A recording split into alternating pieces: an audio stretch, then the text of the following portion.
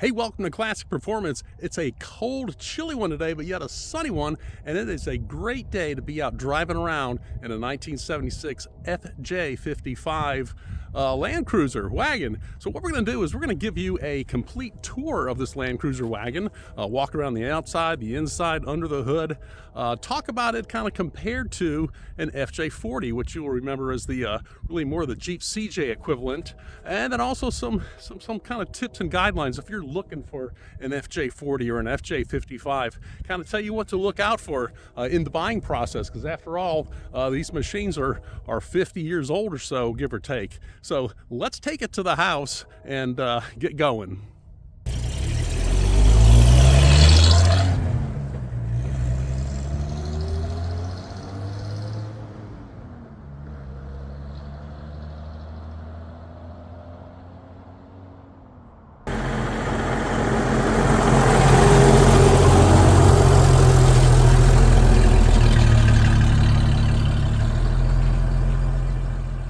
So we'll start with just a little bit of the history of the Land Cruiser FJ55 wagon. 1967 is when production started, and the 55 was really a four-door station wagon version of the F40, or the FJ40, sharing that same drivetrain, the same boxed frame, very stout vehicle.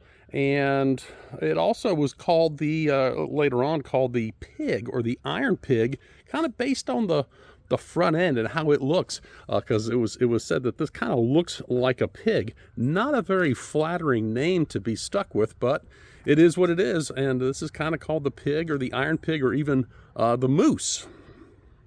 You know, one of the things that makes this FJ better handling on the road than its counterpart, the smaller FJ40, is that it has a much longer wheelbase. The wheelbase is 106 inches, and is mainly designed to be sold in North America and Australia. This vehicle kind of competes with, or was to compete with, the Jeep Wagoneer, and also maybe the International Travelall. And we'll take a look under the hood in a minute, but this does have the 4.2 2F inline-six engine, which I think came out in 1976, as well as power disc brakes in the front in 76. They were all drums before that. And then prior to 76, there's the 3.9 liter i6, really a bulletproof drivetrain. And nothing really to fear there about the drivetrain. These motors, if taken care of, even with its low gearing, could go 200,000 miles without issue. You know, when these were produced till 1980, and that's when production ended, so it was 67 through 80, so quite a long production run. And as we'd said, we were comparing these kind of to the AMC Jeeps at the time, and just for 1976, which this vehicle is a 76, we just look at the numbers. There are 9,200 FJ40s and 55s produced, and then if you compare that to the AMC Jeep, there was a staggering 380,000 CJs produced. So the CJs alone were 380,000 compared to the combination of the FJ40s and FJ55s, which were 9,200. As far as the Wagoneers go, the Wagoneer production for that year, or for this year of 1976, was 22,000. So they made more Wagoneers, AMC did, than Toyota produced FJ40s and the FJ55s. So let's take a look under the hood, and right here you've got a hood latch. So all you do is push this down, just like that, and the hood's released from the inside. So under the hood here does look very period correct Japanese, and of course you've got your prop rod which holds the hood up. And the one nice thing that this vehicle does have, along with the disc brakes, it has a power booster, power disc brakes up front, and that was, the disc brakes were new for 76. You've got a single carburetor here, really kind of like almost like a batwing breather, kind of a very large breather for the size carburetor, but also keep in mind that clearance is an issue, so that's why this is not stacked on top here. It kind of goes over and then down just to keep hood clearance low, because this is a fairly tall, large six-cylinder engine. And of course, a nice sized radiator, copper and brass radiator, and of course to keep this thing starting in all cold weather. Optima battery is definitely a nice thing to have. And from this side, you can see it is a, even though it's an aluminum valve cover right here, this is a cast iron block-in head, and it's really fits in here nicely. You know, a lot of folks, even with the FJ40s, you know, they'll put the small block Chevys in them and everything else, and of course you can put whatever you want in here. It'd be nice to have a diesel in here even, but this motor does run great. You know, another interesting thing I want to show you too is on the carburetor, and you can probably see it really nice here in the sunshine. Let me see if I can get right in here, but this is a float bowl level. If I shake the vehicle right here, you see that moving around in there? That is the a sight window, so you can see the level of the float or the level of the fuel in the float bowl.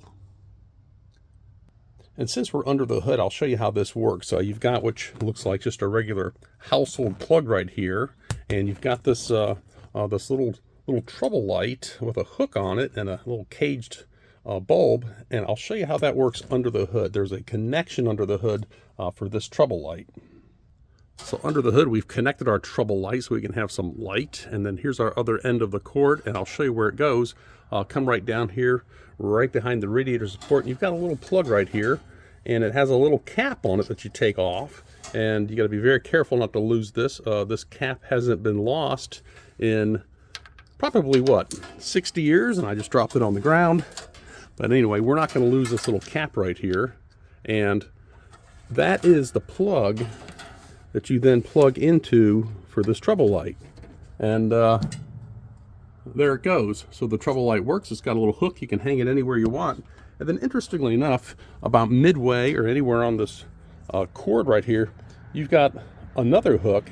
So if you need to hook this cord and drape it in such a way to stay out of your way, you can do that. So probably something you didn't know about the FJ55, particularly for 76 here, is that you've got this little trouble light that's in the glove box that plugs in right here.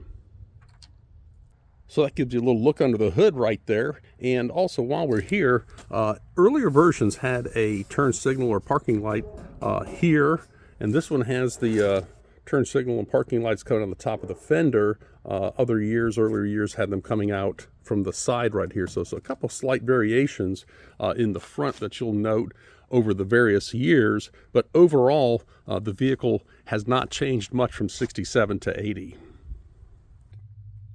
So what I'm going to do is just turn this around so we can back into the sun so we don't have the glare coming through the windshield, and I'll show you the interior. It starts right up. This thing has some very low gears, and that's not even without putting it into four-wheel drive low range. All you gotta do is let the clutch out.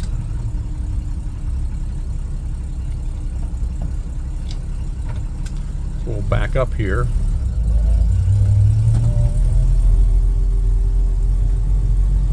And I mean, this is a truck, this is not a car, this is not a Corolla wagon, so it's geared lower, and we'll do a whole driving video. The driving video I think will be a lot of fun. We'll do a whole driving video on this vehicle later on, but right now we're just going to kind of do an overview and kind of get us straightened out right here. No power steering, so you kind of have to roll a little bit, but it does steer pretty easy. All right, that'll do it right there. All right, we're kind of turned around here. You know, everything is kind of slow on this car. You know, you drive it slow, you kind of get in and out of it slow, you kind of brake slowly. You know, it's not a fast vehicle, but there's one thing on this vehicle that's extremely fast, and I'll show it to you right now. Interestingly enough, this is a rear tailgate. It is not a hatch which lifts up like almost all other Land Cruisers even into today. This is a true tailgate. So if you want to go tailgating, this is your tailgate, just like a wagon. And the window, believe it or not, is controlled by electric motor. You would think it would have a crank right here, as basic and as primitive as this truck is, but this does have a window. So all you do is you got your key right here, and then you turn the key, down the window goes, and up the window goes very rapidly. But if you look on the inside of here, you can see just how much room is in here. A tremendous amount of room, and this seat folds down, so you've got room all the way up to the back of the front seat. This is not much smaller than a Suburban of the day would be. So this is a large vehicle. I mean, this is made to take the family, take all your luggage, and really, you know, kind of before sport utility vehicles, SUVs were introduced. This was kind of one of the original SUVs.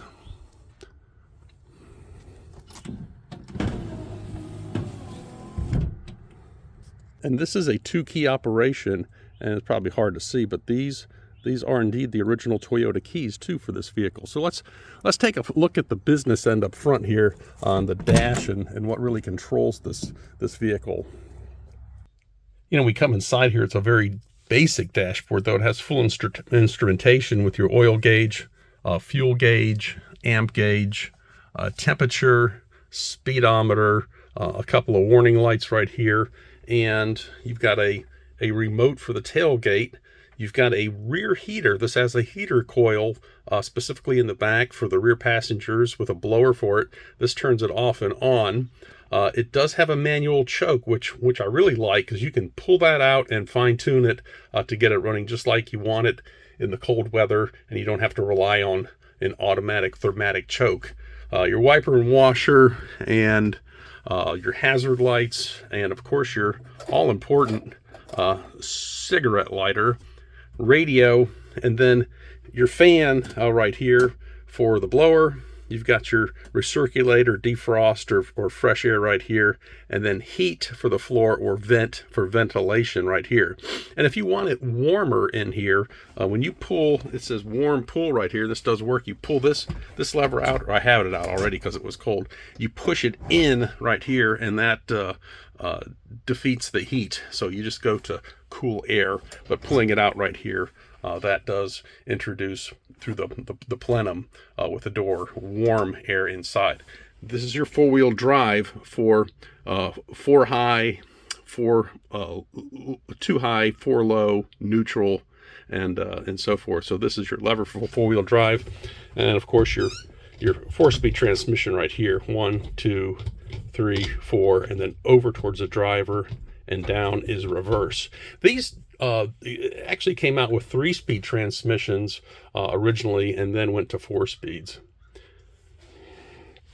So as you would expect with the Japanese vehicle, absolutely everything works on this car, including the horn right here. So we're going to go ahead and start it, turn the key on. And whether it's hot or cold, it likes to turn over about 2 or 3 times before it catches. Even if I turn it right off and turn it back on, it's the same number of revolutions, whether it kind of sits or you've just shut it off. It doesn't just jump to life. I'd be curious in the comments if that's indicative of this carburetor and this 4.2 engine.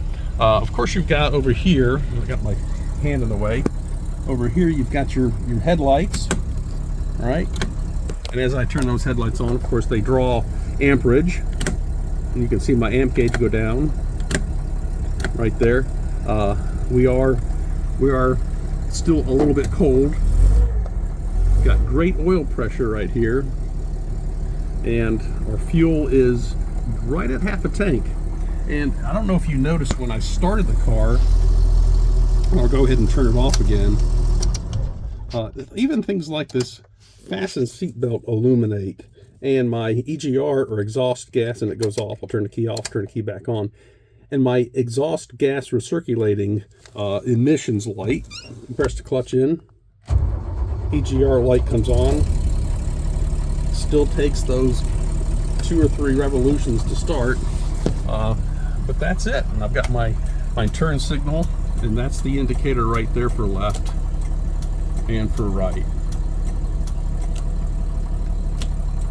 And if I pull, which I said was the center button right here for my flashers, those are my flashers. We take a look in the back seat. Certainly plenty of room back here, even for adults. Here's another view of the rear compartment, which is just cavernous and enormous. And of course, you know, back in the day, every seat, even for the kids back here, you've got ashtrays for their gum. Ashtrays up front for the cigarettes for the adults, which they would have been smoking. as you travel.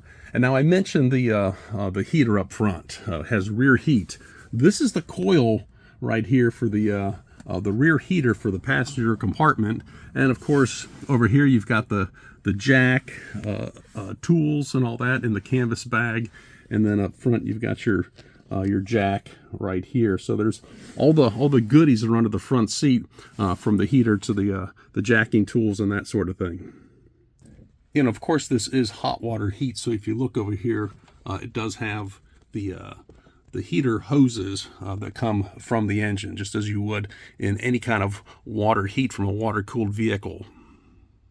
So that's the interior. Very, very basic, but yet very functional, well thought out by its design. And I've driven this car a fair amount, and everything is very easy to use. You don't even have to look at it. Nothing confusing at all, like maybe you'd have in a German car of sorts. So let's take a look at the trouble spots with an FJ. Now what happens is these things tend to rust from the top down and the inside out. And this vehicle is used daily. It doesn't always live in a garage, probably spends more time outside than inside. So what happens here is you start to get some rust up above here. Maybe these gutters will fail. You've got a little failure point right here, which is going to allow a little bit of water to come down. And what it does is it starts to rust the cowl, the inner fender wells, and it comes out into the body sheet metal. I mean, these bodies were never dipped or galvanized or coated from the inside, unfortunately. So where you have little water pockets is where you start to gain some rust, and you can see that down here in the corners of the doors where it's starting to come out a little bit. And if you look, right down here behind the kick up behind the rear wheel, and then also in this corner here too, where water might get in and get captured between the outside and the inside of these two panels. So if you're looking for an FJ, FJ40, or even the 55, those are the areas that you want to look at. You want to be very, very, very diligent and very intentional about looking for rust, and use a magnet, because a lot of these are fixed over the years, and it's all covered up with Bondo and fiberglass. You want to take a magnet, look around the bottom of these rockers, and see where rust maybe has been fixed, or if there's any rust at all. But you can see where it comes through in the corners and where water might be trapped. So maybe you've had an FJ40, you've done some work on it, you restored it, you've bought parts, and you're thinking, hey, an FJ55 might be cool as something different or as an addition to the FJ40. One of the cautions is that because of the low production and kind of this being a less popular model than the FJ40, parts are extremely rare, being that they're not remanufactured or reproduced or repopped. So you're going to have to find mostly, in most occasions, original parts that become expensive. And if you do find those original parts, they're just as old as the car, so they may require some refurbishment. Let's talk about front fenders for a minute. The front fender on this vehicle, this one's going to need a patch panel right here. You're going to take it off. You might find additional rust under here, though it's pretty solid, but it's also pretty thin metal.